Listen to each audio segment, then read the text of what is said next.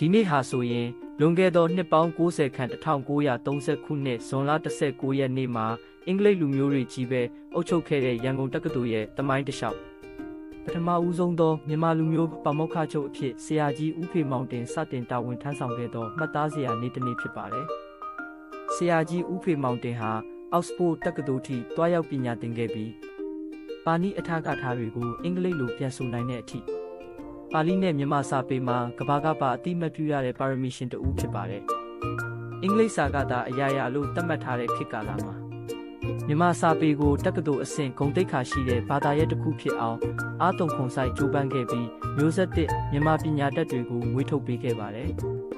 ဒီနေ့ဇွန်လ19ရက်နေ့ကိုပထမဆုံးရန်ကုန်တက္ကသိုလ်ရဲ့ပါမောက္ခချုပ်အဖြစ်မြန်မာပညာရေး၏လမ်းပြကျယ်ကြီးဆရာကြီးဦးဖေမောင်တင်စတင်တာဝန်ထမ်းဆောင်ခဲ့တဲ့နေ့ဖြစ်ကြောင်းဂုဏ်ယူစွာတင်ဆက်လိုက်ရပါတယ်